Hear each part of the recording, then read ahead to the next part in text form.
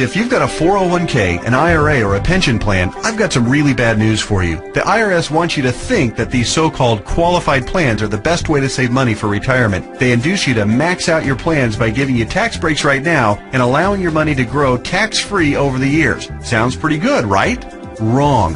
The fact is that putting money in your 401k or IRA is almost the worst thing you could do for your retirement, because you're going to be taxed out of your gourd when you finally retire and need the money the most. Then, when you die, guess what? The IRS will hit you with a double whammy. They'll tax your estate when you die, then they'll tax whatever is left again when it is inherited by your heirs.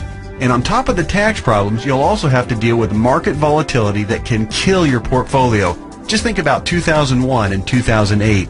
What if there were a way to avoid tax burdens at retirement, avoid portfolio killing down years in the market, and virtually eliminate any worries you may have about outliving your money during retirement?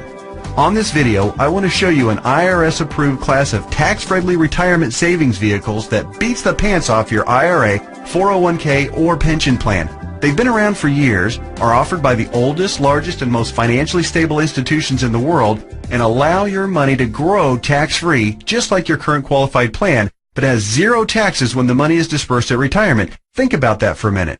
Zero taxes on your estate when you die, and zero taxes when the money is transferred to your heirs at death. Listen to that one more time. Zero taxes as your money grows, zero taxes when the money is distributed, and zero on your estate when you die, and zero taxes on the money inherited by your family. Zero. And here's the best part. Unlike your qualified plan, there is no risk that you will lose principal on the investment during a down market. If the market tanks like it did in 2008, your worst case scenario is no gain, but no loss either. What I'm talking about is a retirement savings vehicle that will help make sure you don't outlive your money during retirement. Are you intrigued? Well, you should be. I want to take a few minutes right now to share with you an important message about the best retirement savings vehicle you've never heard of. Let's start by talking about the IRS. They desperately want you to think that an IRA is the best way to grow your money for retirement. You know what? It's not even close. I'm talking about what the IRS calls qualified plans, IRAs, 401ks, pension plans, and so forth. Compared to traditional brokerage accounts where you normally buy stocks, bonds, and mutual funds, these qualified plans have some really good tax advantages. First, you can invest in a qualified plan with before tax dollars. Number two, you don't have to pay taxes on these gains every year like you do on regular stocks and mutual funds, so your money grows tax deferred. It's not taxed until you take the money out when you finally retire. That means you have more money working for you during those years leading up to retirement. Sounds pretty good, right?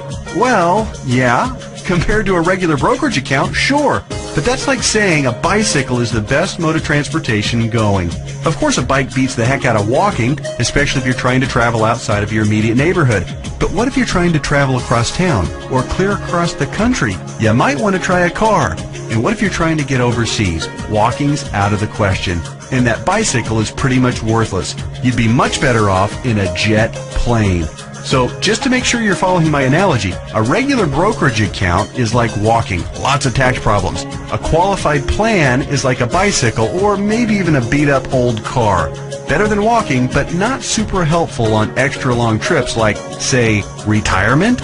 What I'm going to show you on this video is like having your very own top-of-the-line private jet, fully fueled and ready to go with your own personal pilot. Yeah, it's that much better. The key to really maximizing your retirement savings is to understand the difference between tax-deferred and tax-free.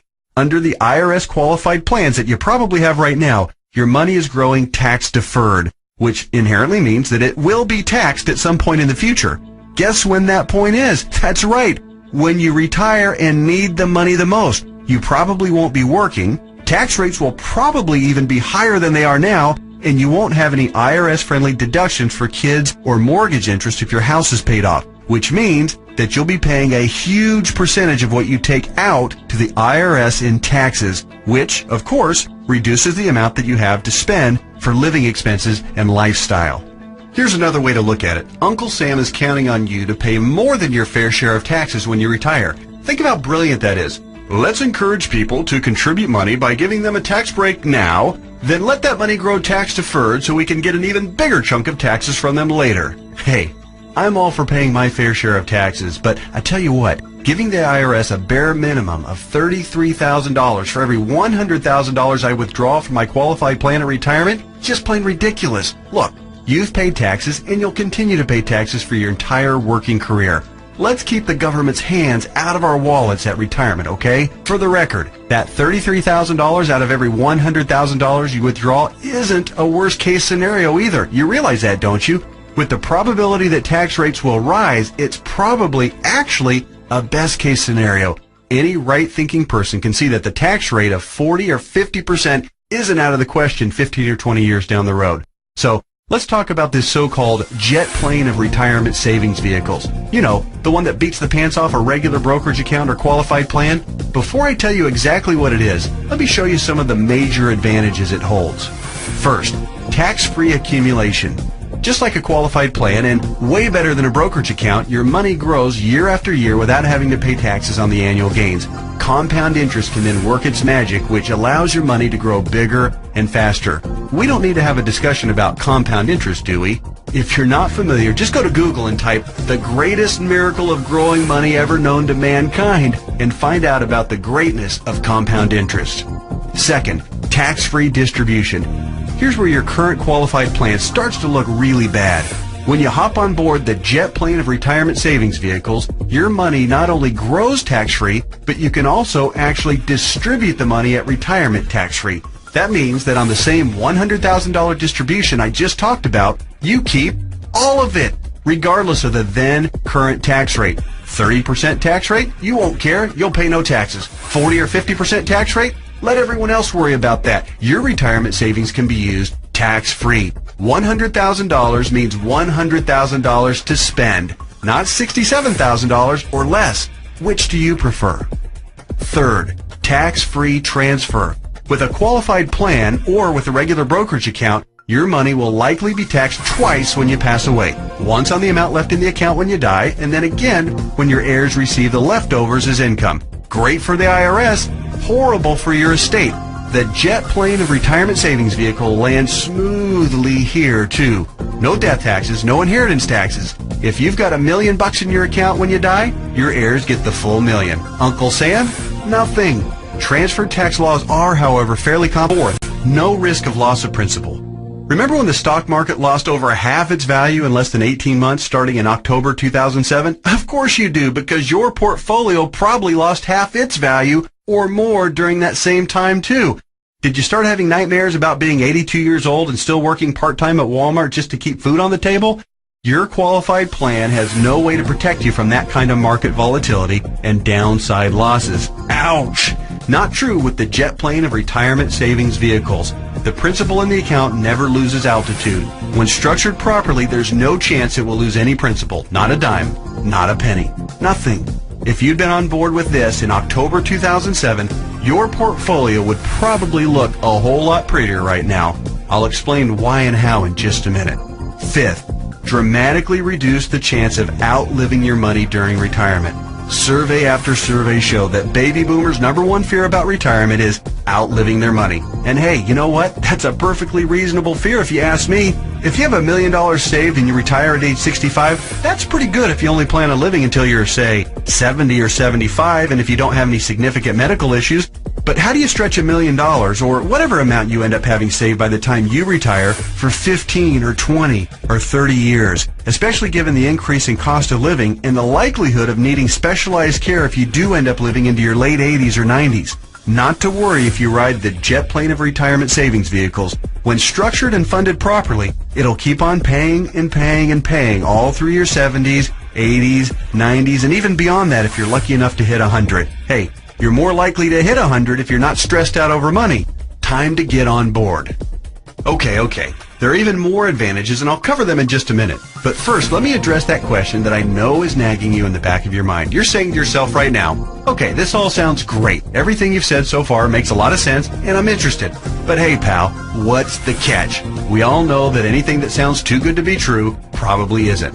Hey, I hear you. Between Enron, Bernie Madoff, and the great stock market meltdowns of the 2000s, a healthy dose of cynicism, skepticism, or both is not only understandable, it's just plain smart. I'll tell you what the catch is, and trust me, it's more like 6 seconds of turbulence on your 6-hour flight to Hawaii on your personal jet plane than a catch. But first, a quick reality check. Just because you've never heard of this before doesn't mean that it doesn't exist, doesn't mean that hundreds of thousands of people aren't already using it, and doesn't mean that all of the advantages that I've talked about aren't absolutely real and sitting there just waiting for you. So, here's the 6 seconds of turbulence catch. Per IRS rules, you have to fund the plan I'm telling you about with after-tax dollars. In other words, you can't deduct the amount you contribute off your current year's taxes like you can with a qualified plan. That means that if you were to contribute $6,000 this year in an IRA versus this retirement savings vehicle, you'd in reality pay an extra $2,000 in taxes this year, assuming a 33% tax bracket. If you're in a lower tax bracket, naturally, your tax savings would be less. That sounds like a drawback, right? Well, actually, no. To understand why funding with after-tax dollars instead of before-tax dollars like you would with a qualified plan is not a drawback, you just need to understand the alternatives. Answer this philosophical question. If you were a farmer, would you rather pay taxes on the small sack of seeds when you purchase them in the spring, or would you rather pay taxes on your entire harvest when you sell it in the fall? Well, do the math. If a farmer bought $1,000 worth of seeds and was taxed at 8%, he'd pay $80. But if the farmer planted those seeds and paid the same 8% of taxes on a $50,000 harvest, he'd pay $4,000 in taxes. 80 versus 4,000. That's a 50 times increase in taxes paid. The same rationale applies to your retirement savings. In fact, the amount of money you save on upfront taxes with a qualified plan, remember, you'd save $2,000 in taxes by making a $6,000 contribution into a qualified plan, okay? Will almost certainly be dwarfed by the taxes you pay at retirement, to the tune of about 10 times at least. Here's why. If your $6,000 grows to $100,000 over the course of the next 30 years, remember the magic of compound interest. This is very reasonable. You'll pay at least $33,000 in taxes on the harvest. We already talked about this earlier. That's $33,000 straight to the IRS right when you'll be needing it the most. Would you rather pay $2,000 in taxes right now or $33,000 at least in taxes later? It's as simple as seeds and harvest. I've said it once and I'll say it again. No wonder Uncle Sam loves qualified plans so much. It's his way of protecting his financial future.